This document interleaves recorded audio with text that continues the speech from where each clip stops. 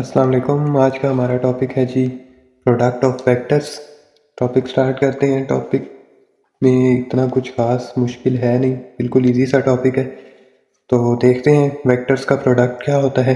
तो दो main types हैं वेक्टर के प्रोडक्ट की।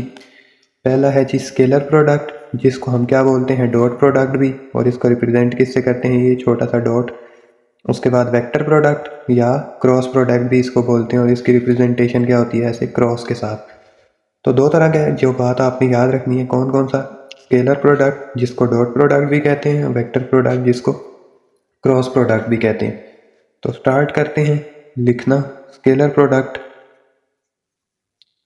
स्केलर प्रोडक्ट, स्केलर प्रोडक्ट क्या होता है देखें। अब हम क्या करें, बहुत से बच्चे ये गलती करते हैं कि स्केलर प्रोडक्ट में वो ये समझते हैं कि स्केलर मल्टीप्लाई होंगे। है ये वेक्टर्स का ही प्रोडक्ट। तो लिखेंगे क्या, when two vectors are multiplied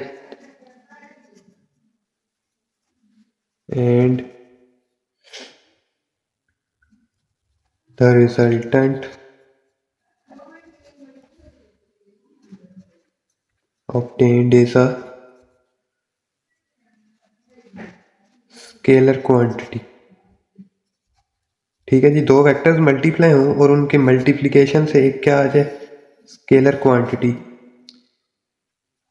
such a product is called क्या जी, स्केलर प्रोडक्ट। ठीक है जी, आसान लफ्जों में जब दो वेक्टर्स मल्टीप्लाई हों और उनकी मल्टीप्लिकेशन से क्या आ जाए, एक स्केलर क्वांटिटी आ जाए, तो ऐसे प्रोडक्ट को हम क्या बोलते हैं, स्केलर प्रोडक्ट। अब स्केलर प्रोडक्ट की रिप्रेजेंटेशन किससे होती है, डॉट से होती है। ठीक है जी, ये बात हमें पता चल गई। अब अगर दो वेक्टर्स हैं, जैसे फर्ज कर लें ए और बी, तो उनका डॉट प्रोडक्ट क्या आएगा, एक कोई नई क्वांटिटी आएगी सी, है ना। उसके बाद जब भी ये डॉट ख़त्म करेंगे तो आपने एक बात याद रखनी है। याद रखने वाली बात क्या है, याद रखने वाली बात वो क्या है कि डॉट प्रोडक्ट में एंगल कौन सा यूज होगा, कॉस थीटा। ठीक है जी, तो जब भी डॉट खत्म करेंगे तो एंगल हम क्या लगा देंगे, कॉस थीटा। तो ये लिख दें A dot B is equals to A B cos theta, और ए बी कॉस थीटा जब भी मल्टीप्लाई करेंगे तो उसका रिजल्ट क्या होगा, एक नया वेक्टर सी। और वो जो सी होगा वो क्या होगा, सॉरी वेक्टर नहीं स्केलर, और वो जो सी होगा वो क्या होगी, स्केलर क्वांटिटी। तो इसलिए हम इन दो वेक्टर्स को मल्टीप्लाई करेंगे, एक स्केलर आएगा, और ऐसे प्रोडक्ट को क्या बोलते हैं, स्केलर प्रोडक्ट। एग्जांपल्स इसकी क्या है जी,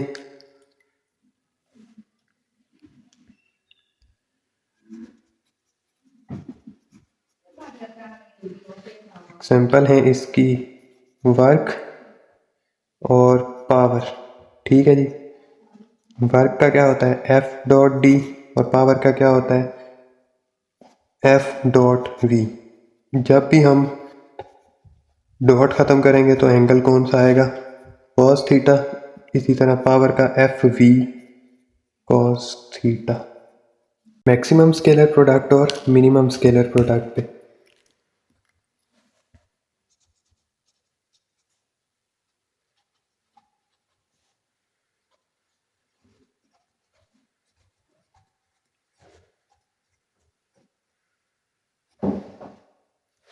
ये रही scalar product means dot product.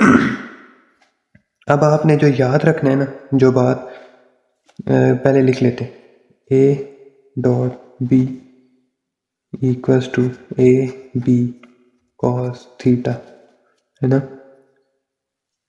ए बी कॉस थीटा। या इसको ऐसे कर लेते हैं कि यहाँ से चलाते हैं। इस ये करने से पहले एक बात जो कंसेप्चुअल बात जो आप याद रख लें, एक जो आपको काम आएगी कि साइन थीटा और कॉस थीटा, ये दो ट्रिग्नोमेट्रिक फंक्शंस हैं। इनका आंसर जो है, कोई भी थीटा की जगह कोई भी एंगल लगा लें, इनका आंसर साइन का भी और कॉस का भी -1 से लेके +1 के दरमियान इनका आंसर होता है। ठीक है जी। तो अब हम मैक्सिमम स्केलर प्रोडक्ट निकाल रहे हैं। +1 से ऊपर इसका आंसर नहीं आ सकता, ना कॉस का ना साइन का, कोई भी एंगल उठा के अभी देख लें। तो अभी हम करेंगे क्या, हम वो वैल्यू थीटा की यूज़ करेंगे, वो एंगल यूज़ करेंगे जिस पे क्या हो, 1 हो। तो आपको पता है कॉस किस पे 1 होता है, कॉस 0 डिग्रीज पे 1 होता है। तो हम क्या लिखेंगे, A B into 1 is equal to A B. ठीक है जी। तो अब इसको अगर आपने स्टेटमेंट के उसमें लिखना हो तो कैसे लिखेंगे, लिखेंगे डॉट प्रोडक्ट या scalar product is maximum when, क्या है जी, when two vectors are, 0 degree का क्या मतलब है, पैरेलल। ठीक है जी। पैरेलल का ये देखें, यहाँ पे समझ लेते हैं, कोई भी वेक्टर्स हैं वो पैरेलल कैसे होते हैं, ये दो वेक्टर्स हैं अगर वो सेम डायरेक्शन में तो उनके दरमियान एंगल क्या होगा, 0 डिग्री, और 0 डिग्री को हम क्या बोलते हैं, पैरेलल। ठीक है जी। इसी तरह दो वेक्टर्स जिनके दरमियान एंगल क्या हो, 90 डिग्री, उनको क्या बोलते हैं, परपेंडिकुलर। और इसी तरह एक वेक्टर की डायरेक्शन इधर हो और दूसरा हो इधर, तो पैरेलल सेम में, ऑपोजिट में तो एंटी पैरेलल। और इधर क्या बोलेंगे, एंगल कितना है, 180 डिग्री। ठीक है जी। तो ये हो गया मैक्सिमम स्केलर प्रोडक्ट।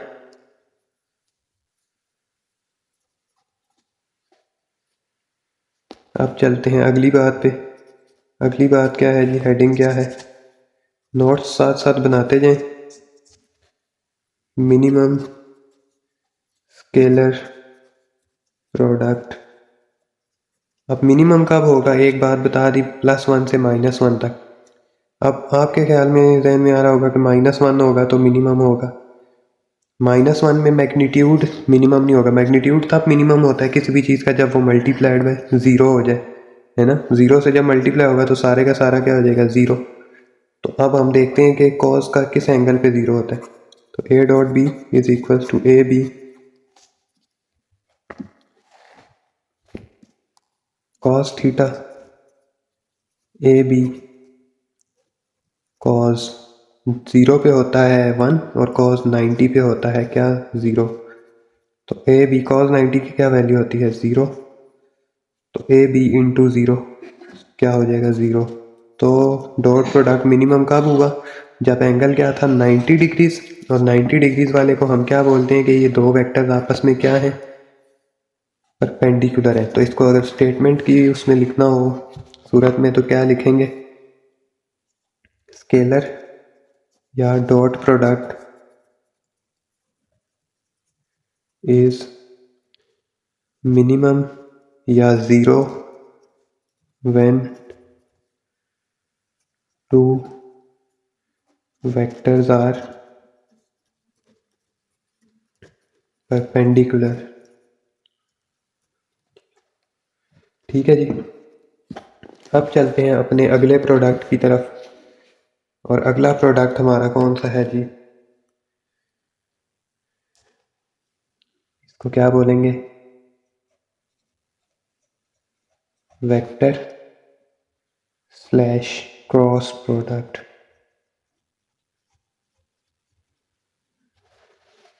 अब वेक्टर प्रोडक्ट में क्या होता है,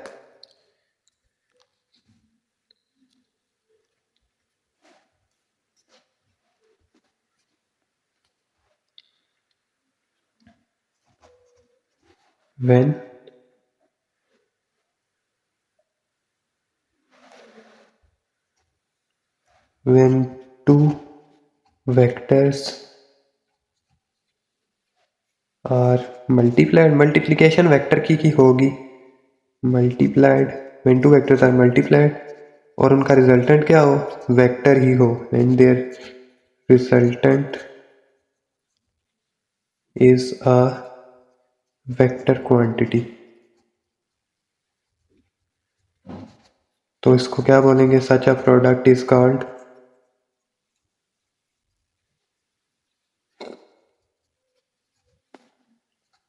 वेक्टर प्रोडक्ट। ठीक है जी।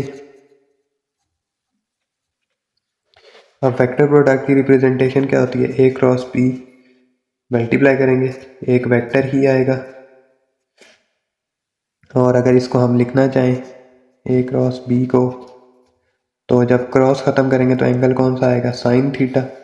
ठीक है जी। अब इसकी एग्जांपल्स पे चलते हैं।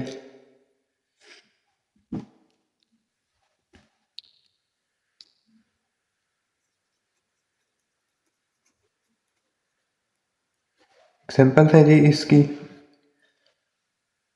टॉर्क आर क्रॉस एफ, और इसका अगर क्रॉस खत्म करेंगे तो आर एफ साइन थीटा। इसी तरह एंगुलर मोमेंटम है एल, जिसका क्या फॉर्मूला होता है? आर क्रॉस पी, और क्रॉस खत्म करेंगे तो आर पी साइन थीटा। ये है टॉर्क और ये है एंगुलर मोमेंटम एल। ठीक है जी। ये हो गई इसकी एग्जांपल्स। अब देख लेते हैं इसका भी मैक्सिमम और मिनिमम।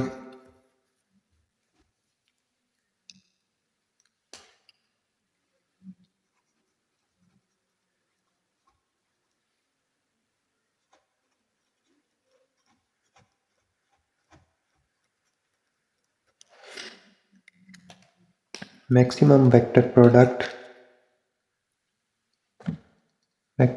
हमें पता है A cross B equals to A B sine theta.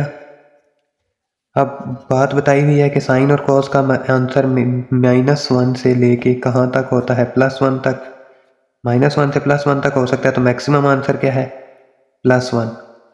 अब +1 मैक्सिमम है तो ए बी किस एंगल पे साइन का आंसर क्या आता है? 1 आता है। साइन 90 पे क्या होता है? 1। तो हम क्या लिखेंगे? A B sine 90। तो A B into 1 equals to A B. तो तब जब हम क्या करते हैं, एंगल होता है 90 डिग्रीज, 90 डिग्रीज को स्टेटमेंट में लिखेंगे तो क्या लिखेंगे?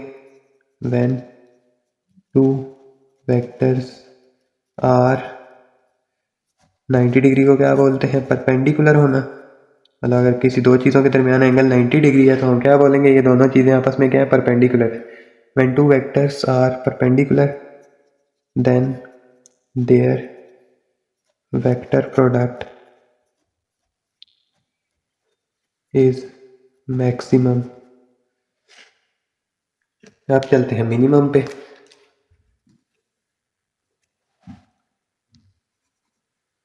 मिनिमम क्या हो सकता है? 0।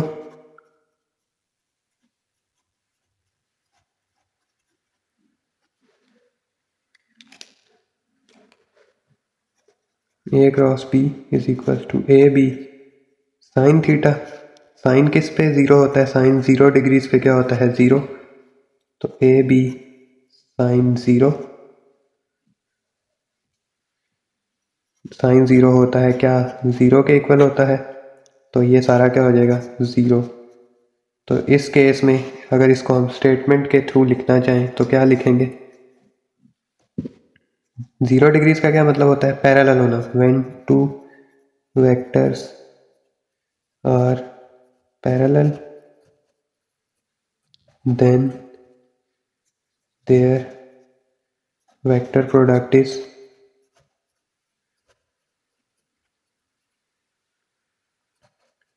मिनिमम। ठीक है जी। अच्छा, अब अगर आपको ये बात याद रखना ना मुश्किल लग रहा है कि ये परपेंडिकुलर 90 डिग्रीज कुछ बच्चों को होगा कि ये परपेंडिकुलर पैरेलल के झंझट में हम ना पढ़ें, तो आप इसको एक और तरीके से भी लिख सकते हैं। जैसे मैं यहाँ पे ना एक नीचे लिख रहा हूँ, आप इस when two vectors are perpendicular के बजाय आप ये लिख सकते हैं, when angle between two vectors is, मतलब जो आपने एंगल यूज किया वही लिखते हैं, is 90 degrees then their vector product will be maximum इस तरह लिख दें और इस तरह इधर भी when angle between two vectors is 0 degrees then their vector product will be minimum. ठीक है, तो एंगल ही आप बेशक यूज़ कर लें। तो ये यहाँ तक लेक्चर हमारा एंड हुआ। इसका एक इम्पॉर्टेंट टॉपिक था आपके चैप्टर 2 का। वीडियो पसंद आए तो इसको लाइक कर दें, फ्रेंड्स के साथ शेयर कर दें, चैनल को सब्सक्राइब कर दें। नेक्स्ट लेक्चर तक के लिए अल्लाह हाफिज़।